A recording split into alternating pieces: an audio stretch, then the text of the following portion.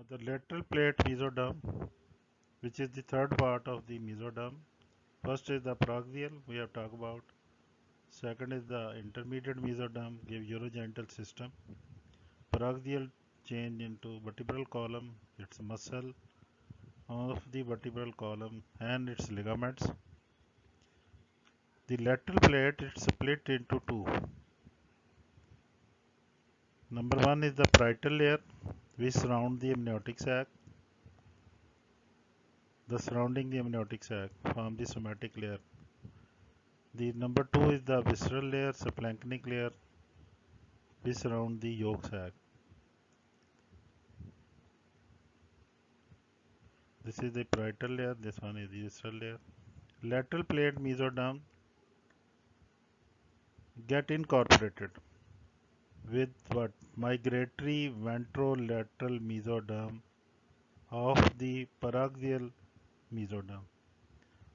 We have already talked about that the paraxial mesoderm, which is the myotome part, is divisible into two components, the dorsomedial and ventrolateral. 50% of ventrolateral mesoderm migrate to incorporate with the lateral plate mesoderm, and together they form the muscles, bone and connective tissue of the limbs. The visceral layer which surround the yolk sac and which later on endoderm, it surround the endoderm also. Lateral plate mesoderm with endoderm, they form the wall of the gut tube together. Lateral plate before splitting develops a cavity in it, so called intraembryonic cavity, derivative of the mesoderm. So keep it in mind when talking about the derivative of ecto, endo and mesoderm. Ecto derivatives are protective. We have talked about CNS, nerves, hairs, nails, which are the protective, give protection or give message.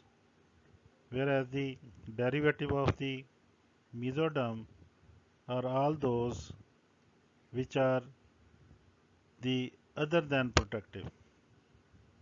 When we talk about next is the endoderm, that is endo inside, which is the which from which the gut or we mean of the intestine, right from the esophagus or pharynx up to the anal canal and structured right from it, all will be endodermal. When you exclude the GIT and its derivative, rest is the two things are left, that is the ectoderm and mesoderm. If we start in the upper and lower limb, talking about the derivative of the ectoderm, that is the epidermis, and onward is the mostly the structure is except the nerves like radial ulnar, median nerve or sciatic nerve, which are ectodermal. All the structures are mesodermal. Say we start from the surface. Epidermis is ectodermal with having hairs and glands, whereas the dermis is mesodermal. Dermis, below dermis, you know, is the muscles below the skin. The muscles are mesodermal. Below the muscle is the bones. Bones and all its septa, that is the connective tissue, and the in the joints, which is the cover over by articular cartilage, the bone itself, and the synovial membrane, ligaments, intra-articular, extra-articular, all are mesodermal.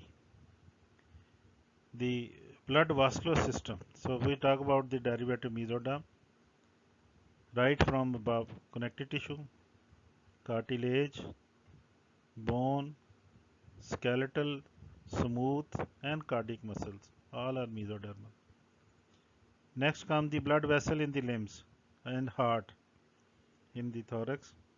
So heart, blood vessel, and lymphatic system. Cardiovascular system whole is mesodermal in origin.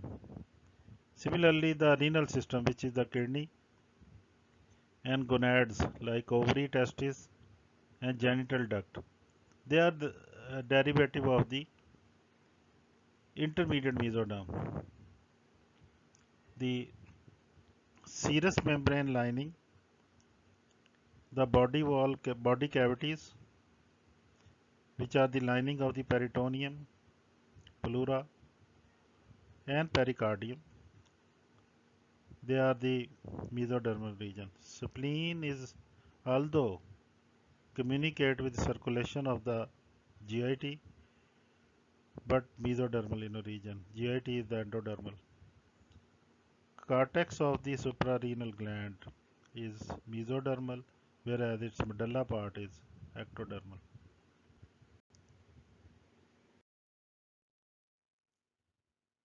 Derivative of the endoderm gel layer. Now the endoderm layer, which is the, you can see over here, this is the endoderm below the notochord, this layer. It is continue with Husser membrane, which is the this whole lining forming the yolk sac. This wider communication of the yolk sac is vitelline duct continue with this endoderm.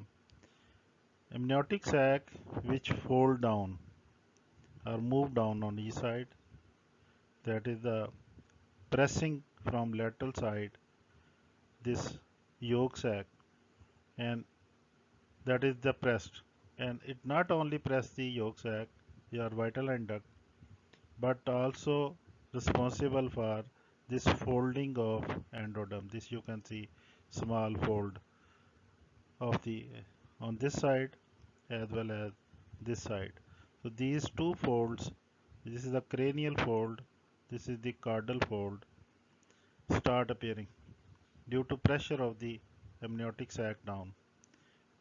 This hole is covered with this splanchnic mesoderm around it, responsible for development of the muscles, smooth muscle around the GIT. This layer also invaginate over here behind the endoderm here, and it develop into dorsal aorta. These are the two dorsal aorta which later on fuse together to form the single aorta. So all around endoderm and its yolk sac surrounded with splanchnic mesoderm derived from lateral plate. This one is the lateral plate. Due to downward folding of the amniotic sac, this one, these are the two folds of amniotic which press on it. And gastrointestinal tract is the main organ system derived from the endoderm germ layer. Endoderm provides the inner lining of the GIT and its glands, whereas the muscle are mesodermal, and serosa outer layer is the also mesodermal.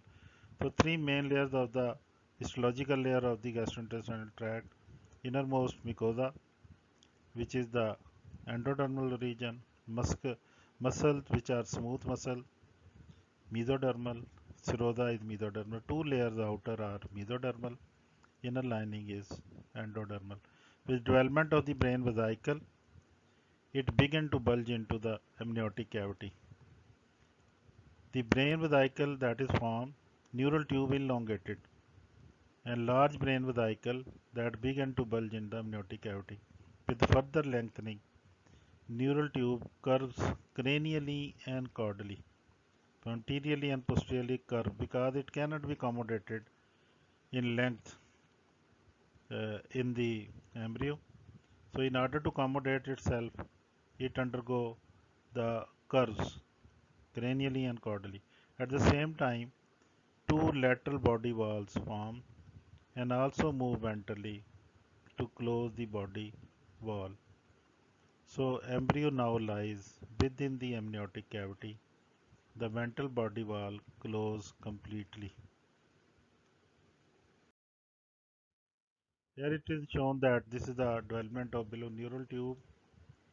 This yellow below is the, this is one is the endodermal layer, this one whole endoderm, above is the neural tube, this is amniotic sac, this is yolk sac.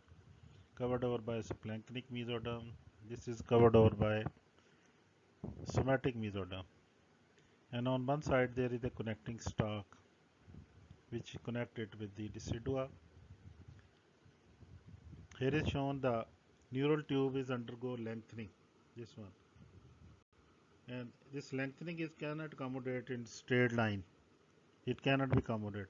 So it undergo curves like this. This is the caudal curve, this is the cranial curve. The ectoderm or yolk sac, amniotic sac, which move down and bring this the primordium heart in front of the endoderm. This is the endoderm also undergoing folding. You can see this folding over here, which is the caudal folding, and this one is the cranial folding. It incorporate the endoderm in it and bring the heart in ventral side of the this folded cranial endoderm. The yolk sac at the same time that give a diverticula which enter into connecting stalk. This one is derived from the yolk sac. It gives this diverticula entering into the connecting stalk. Name is given allantois. So allantois also communicating with the GIT and lined with endoderm. This it is lined with endoderm. The next is the this neural tube which cannot accommodate in straight now start folding in order to achieve its length. Head, which is the brain vesicle, anteriorly large, it further move downward. You can see this curve. It make a curve which is the cranial curve due to the development of brain vesicle, and this is the caudal curve which move. By this curve position, heart is pushed and make the endoderm to form or fold it cranially. You can see this part of the endoderm from here and up to here, and then this whole component, this component, this one, this whole is incorporated. In front is the heart, behind is the neural tube, and this is the anterior end of the endoderm. Similarly, you can see over here that tail curve of the neural tube, which is the caudal curve, that also responsible for folding of the endoderm posteriorly. This part is also incorporated. Endoderm forming a tube-like structure. This this tube-like structure from here up to here, up to this level. This uh, this is the hindgut. This component we say the hindgut. In front of this is the connecting stalk that come in front, and allantois is opening on its ventral wall of the hindgut. This is allantois which is opening in front of the hindgut. Similarly, this part which is incorporated is whole name given foregut. In front of it is the heart. In front of hindgut is the connecting stalk and allantois, whereas in front of the foregut, heart, developing heart. So these two incorporated area due to the curving of the neural tube, as well as you can see this amniotic sac which is bounding down like this. Also, this is also moving down and come in contact with the amniotic sac, this connecting stalk, amniotic sac. The amnion make a covering of the umbilicus also, this one over here, and stop over here. We can say endoderm by folding crania caudally, that is divisible into three components. This part is the up to this junction of the endoderm with the yolk sac. Name is given anterior intestinal portal. Anterior intestinal portal is the junction of the foregut with the interior wall of the yolk sac. Similarly, second name given over here is this part is the junction of hindgut with the vitelline duct or yolk sac. This is known name is given posterior intestinal portal. If you draw a vertical line over here, and then another vertical line from this portal, this is the anterior intestinal portal, make a vertical line. Similarly, from the posterior intestinal portal, make a vertical line, imaginary line. Area in between this one, this whole area, this one, up to here, from here up to here. This whole is the midgut. So GIT endoderm, which is by folding, and folding is facilitated by the neural tube curve and amniotic sac moving downward, make it a curve. Differentiate the endoderm, which was previously a simple straight layer, now incorporated in front of the heart and neural tube, foregut, area from here up to here, which is from anterior intestinal portal to posterior intestinal portal, midgut, and this hole is the hindgut. Here in this picture we can see that the ectoderm and the endoderm, they fuse over here at this point. Name is given buccopharyngeal membrane. Similarly, the amniotic sac, endoderm, this ectoderm fuse with the this posterior end of the GIT, which is the cloacal membrane. Here is the this well-defined foregut from buccopharyngeal membrane up to anterior intestinal portal. This is the anterior intestinal portal, junction of foregut with the vitelline duct up to buccopharyngeal membrane. This part is the foregut from anterior intestinal portal to posterior intestinal portal, that is the midgut, from posterior intestinal portal to the cloacal membrane. This is the site of cloacal membrane. This one. This is the cloacal membrane, and this is the hindgut. Foregut in front is the developing arch. The midgut in front is the vitelline duct, communicate with the yolk sac. Hindgut in front is the lantais with connecting stalk in front of it. Behind all is the neural tube all around. Rather it come anterior to the foregut, and here is anterior to the, here this part is anterior to the hindgut. This is the cephalocaudal folding.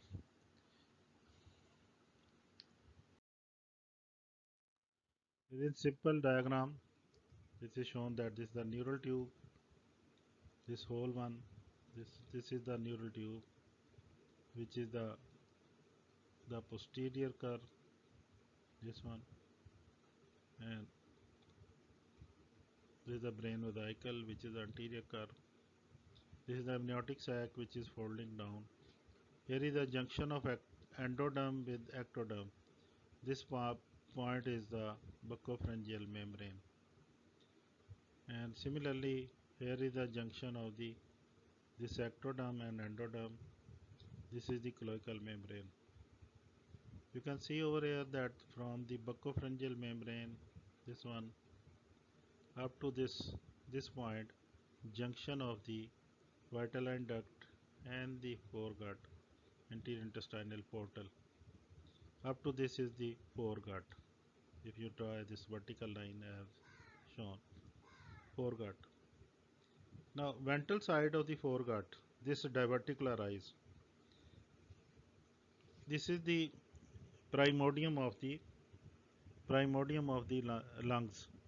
Name is given tracheobronchial diverticula, and that ventrally develop toward the heart. This is the developing heart.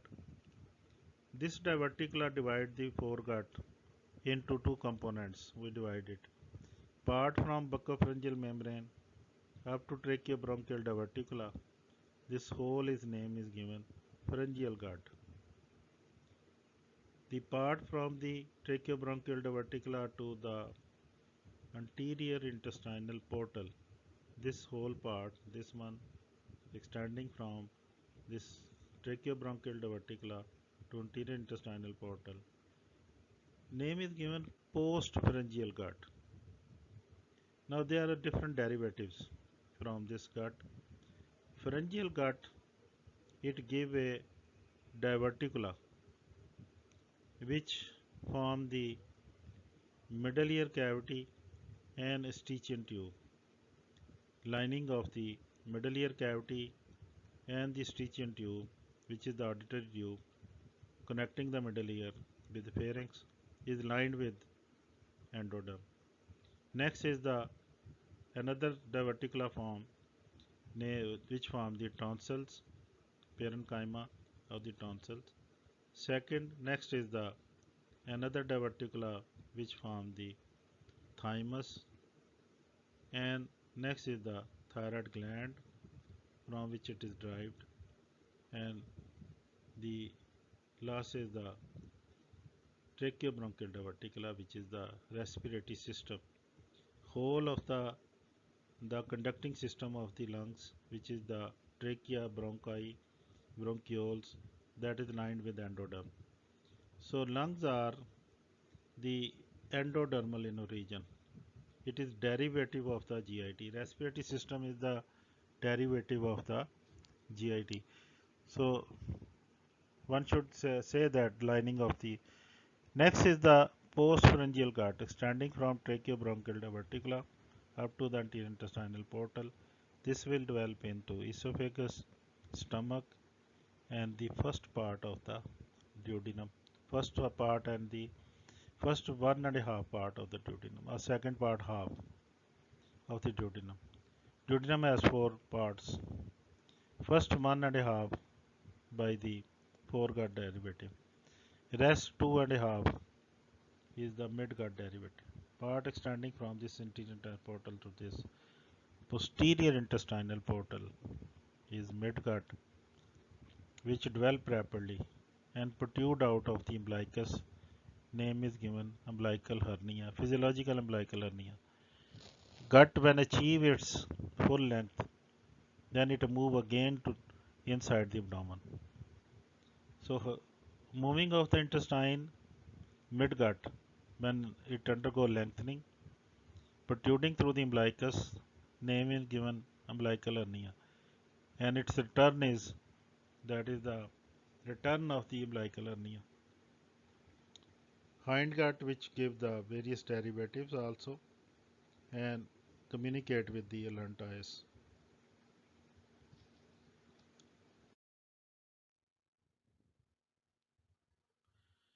The ventral body wall closes completely except for umbilicus, where the connecting stalk and yolk duct remain detached.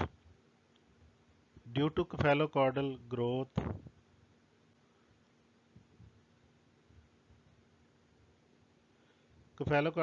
and closure of the lateral body wall folds, a large part of the endodermal layer is incorporated into the body of the embryo to form the gut tube, as already discussed.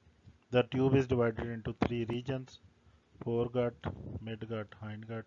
Midgut communicate with the yolk sac by the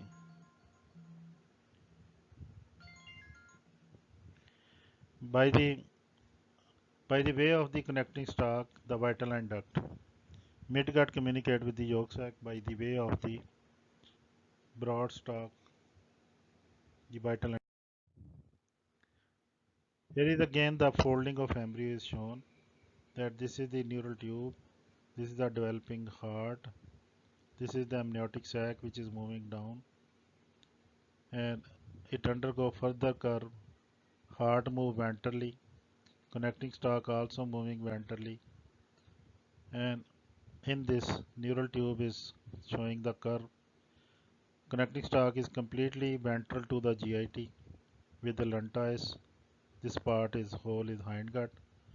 Heart is completely in front of this folded endoderm. Name is given foregut, and central part is communicating with the yolk sac through vitelline duct. And this is the vitelline duct become more narrow at the level of midgut. This is the midgut point. This hole is the foregut from which the various derivative like this shown is arising. Tracheobronchial diverticula, thymus, tonsil, the middle ear cavity. This hole is the foregut derivative. This point is the buccopharyngeal membrane. A rectoderm of the amniotic sac and endoderm communicate. This is the point of the cloacal membrane where the ectoderm layer join with the endoderm. This is a cephalocaudal folding. It also undergo lateral folding. You can see over here that is the laterally each side amniotic sac also move down. It is the moving down and pressing on the yolk sac and closing the ventral body wall by this, that is the lateral folding. By lateral folding, this the amniotic sac then fuse with each other like this, and it convert into the gastrointestinal tract and the form the ventral body wall.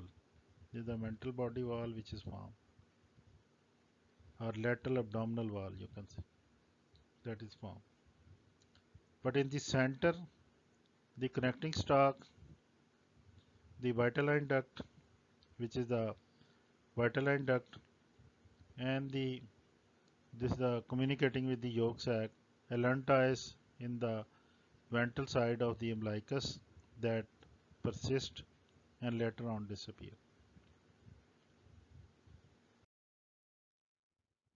At the cephalic end, foregut is temporarily bounded by, we have already discussed this, by an oropharyngeal membrane. Membrane separate oral cavity, ostomodeum, from the pharynx. Oropharyngeal membrane ruptures in fourth week, establish an open connection between the oral cavity and primitive gut. Hindgut also terminate at cloacal membrane, and this membrane separate the upper part of the anal canal from lower parts, so-called proctodium. It separate oral cavity, the that is the anal canal. This membrane. The cloacal membrane ruptures 7th week, one of the MCQ, by folding allantois, which is invagination of the yolk sac into the connecting stalk. Allantois is also incorporated into the body of the embryo. By 5th month, allantois, vitelline duct, umbilical vesicles are restricted to the umbilical region. Endoderm layer give rise to following structures. The folding of embryo is one of the very important university SCQ, which is the very favorably asked from this whole chapter. The inner lining of the primitive gut, we have already this that obviously GIT is lined with endoderm. Allantois, vitelline duct also lined with endoderm. The pharyngeal gut derivatives are parenchyma of the thyroid, parathyroid, liver and pancreas. Liver and pancreas derivative of the foregut, pharyngeal gut derivative thyroid, parathyroid. Reticular stroma of the tonsil and thymus also derived from pharyngeal gut, which is the anterior half of the foregut. Epithelial lining of the urinary bladder and urethra. The hindgut divide into urogenital sinus and the this into the rectum. So rectum is a part of the hindgut where the urogenital sinus separate, which develop into urinary bladder and urethra. So this is the lining of the endoderm. Epithelial lining of the, what we said, that tympanic cavity or auditory tube. Now third month to birth. Here is the calculation is done for the fetal age. On ultrasound examination, we can say that fetus is well growing and all the components of the fetus are according to the age. This is also important in the medical legal practice that aborted fetus are sent to the gynecologist to assess the age of the aborted fetus. And the growth of the, say if we say ke 12th week pregnancy, then what are the features of that should be present on 12th week, which can indicate that this is the uh, normal growth of the fetus is going on. For follow-up scan, the development of fetus period from 9 to birth is fetal period. This is the during this period maturation of tissue and organs and rapid growth of the body occurs. So up to 8th week differentiation of the organ occur, that all the organs are differentiated. Rest of the period in there is only the increase in size of the organs and the body occurs. Rest of the whole up to birth, that organ grow and achieve their full size and all the components. So length of the fetus is indicated as measured crown rump length, measured as crown rump length CRL. Sitting height which is taken written in centimeter. What is the crown rump length? That is the top of the head up to the buttocks, because the it is not the fetus is not standing on the limbs. So buttocks to the top of the head, crown, rump, buttocks. This length is taken. Sitting height, that is written in centimeter. Age of the fetus is taken in weeks. Length of the pregnancy normal is 280 days or 40 weeks. One of the MCQ also. After onset of last menstrual period, first trimester. We divide the pregnancy length period into three components, or divide into every component is extend up to the 3 months. First 3 months name is given first trimester, which is up to 12 weeks. Second trimester extend from the this is total 3 months, first trimester, first 3 months. Then the next 3 months, which is the 4 to 6, 4, 5, 6, is 13 to 24 weeks. Third trimester from the 7th month to 9th month, 7, 8, 9. That is 25th to 36 week. The main developmental events or changes in the external form of the embryo occur during 4 to 8th week. Main developmental events. Every organ is developing during this period. We'll take week by week, which is the what are the changes and the growth which is occurring in the embryo in the this during this period. Embryo has in 4th week the main changes or events are, that is the somites which are derived from paraxial mesoderm, 4 to 12 somites, which I told you there are total 44 somites.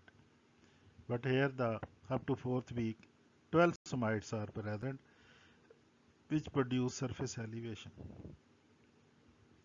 Neural tube develops with open its neuropores and close at the end of week.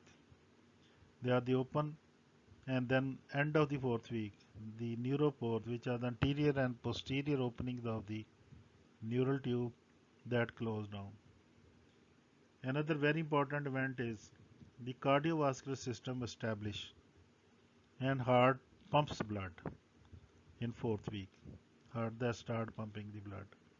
This is very important landmark or the point to check on ultrasound whether the heart is pumping or not. That is very early start its functioning. Upper limb bud appear on 26th day. 26th day upper limb bud start appear. 5th week the main events are head enlarge in size as face and brain enlarge. development of the kidney start, and the from the pharyngeal gut, around the pharyngeal gut, there are six pharyngeal arches. A thickening of the mesoderm occur. Name is given pharyngeal arches. There are six pharyngeal arches. But out of the six, four pharyngeal arches develop around the pharyngeal gut. 6 week, upper limb develop as elbows and hand plates with digits differentiation. Yani upper limb is so much developed that you can see that elbow hand is just like a plate primarily. Later on it start differentiating into fingers. They are they are different, but primarily it is the just a plate like structure, wide plate. Similarly foot plate is also in lower limb.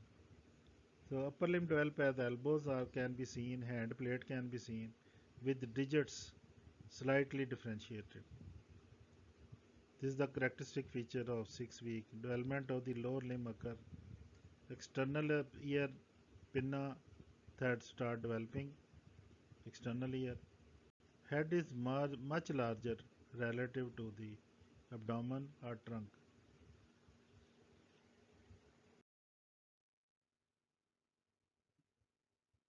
As seen is the umbilical cord in which the allantois connecting stalk is communicated to the umbilicus. This is the prominence of the heart. Here is the left atrium prominence that is developing in front. These are the pharyngeal arches. That is first, second, third, and fourth pharyngeal arches which are appearing around the pharyngeal cut. The lower limb bud is just appearing, and the upper limb bud is that is start appearing. Here is the upper limb bud. This is the lower limb bud. This is the somites. These are the somites hole which are developing and give the appearance of these blocks around the fetus. These are the somites. This is the indication of the upper limb. This is the lower limb. This is the pharyngeal cut, pharyngeal arches, which are develop into neck, head and neck structures.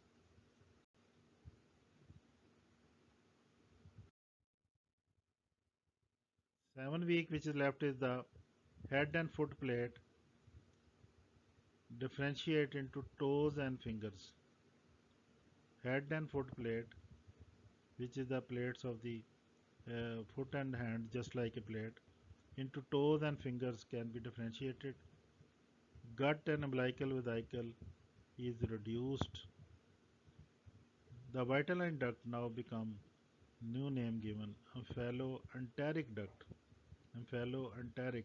Enteric mean intestine. Omphalo mean umbilicus, which is connecting the umbilicus with intestine. Omphaloenteric duct. Here is the you can see this is the hand plate with digital rays that digits are differentiating. This is the wrist. This one is the forearm and arm. Similarly, the lower limb, which is showing the foot plate, this is the just like a plate, and in which there is differentiation of the toes are seen. That toes are seen, and this is the thigh region, leg region, and this one is the knee joint region, which is differentiated. The 9th week, 9th to 12th week, CRL, crown rump length is double of the head size, that is double of the head size. Face is broad. Eyes are separated. Actually, the eyes are not on each side of the nose, but away from the nose, on the side of the head. And ears are further behind the eyes. Then eye moves forward and settle on the side of the nose. These are the various steps of the development of the eyes. At the moment in this face is broad, eyes are separated, lids are fused. Upper limb reduce their final relative length. Lower limbs are slightly shorter. External genitalia, male, female, appear similar. You can't differentiate the sex at the moment. In 9 weeks, especially, the they are similar. Intestine which come out from the umbilicus, I told you, forming the umbilical hernia or physiological hernia, that start returning to the abdomen during this time. Liver is the major site of erythropoiesis in 9th week. Liver, that is red blood cells that is being formed in the liver, but liver keep this potential whole life for the erythropoiesis, but not the site of the erythropoiesis normally. It is the major site in 9th week, but in 12th week, spleen take over this function of erythropoiesis instead of liver. Urine formation begin in the amniotic sac.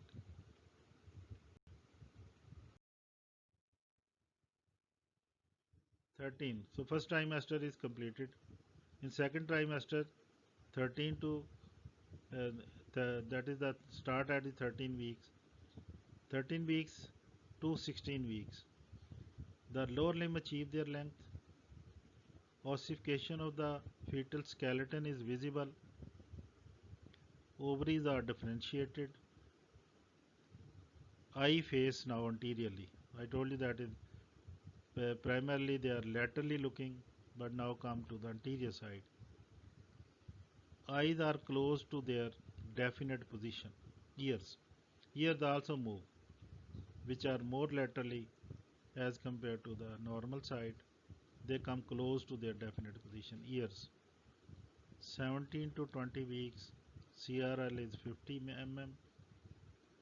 Fetal movement quickening start. This is a very characteristic feature of the 20th week, especially. That is the 5th month when the movement start. Women start feeling the movement of the fetus inside the abdomen. So fetal movement or quickening start, a characteristic feature of the 20th week. Skin is covered by mixture of dead epidermal cells, that is a dead epidermal cell and some fatty substance. Name is given called vernix caseosa. So dead epidermal cells plus fatty substance, vernix caseosa, that a mixture is formed on the whole of the skin of the or the external surface of the body, which prevent the fetal skin from hardening from amniotic fluid, because it is the movement is going on amniotic fluid, so fluid may lead to hardening of the skin. So to avoid that, fetal skin whole is covered with dead epidermal cell which shed off and a fatty substance called the vernix caseosa. Fetus is covered by fine hairs. The name is given Lugano hairs. Lugano hairs which are the present in the fetus in the intrauterine life. 21 to 25 years, skin is wrinkled, pink or red. Type 2 pneumocytes. The lungs has two type of cells alveoli, type 1, type 2. The type 1 cells responsible for exchange of oxygen and the carbon dioxide gas. With type 2 cells are not involved or engaged in the uh, this uh, transport of the oxygen, but the filtering membrane, but they acting as produce surfactant, which is the main, which maintain patency of the developing alveoli.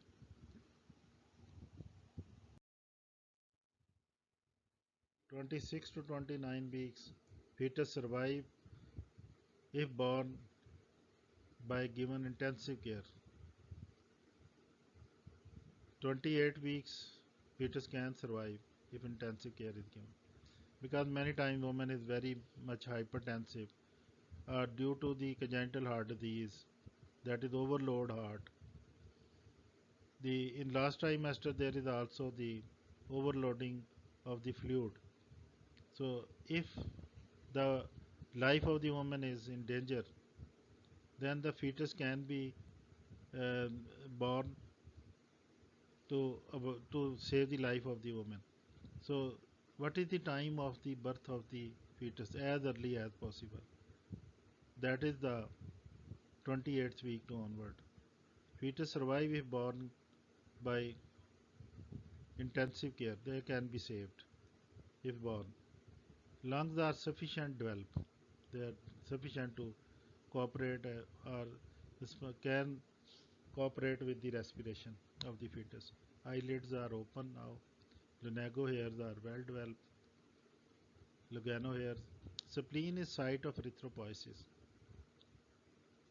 Spleen is the site of erythropoiesis.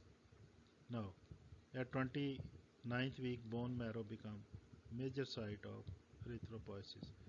Finally, is the bone marrow, which is the site of erythropoiesis. So, primary is the liver, then spleen, and then it 29th week में the this function is regress in the spleen and liver. The bone marrow take up this. 30 to 34 weeks. Skin is pink, smooth. Fetus survive if born prematurely. 35 to 38 weeks. Circumference of the head and abdomen, they are equal. Foot length is larger than femoral length. A full-term fetus. CRL length 38 weeks. Full-term fetus. 360 mm. Weight 3600 gram. MCQ which is asked. CRL length regarding weight of the fetus. Full, that is the full-term, and time 38 weeks. These three are three MCQ questions. Breast often protrude. Testes are in the scrotum in male. Male fetuses are longer and weight more at birth than female. More healthy male fetus as compared to female.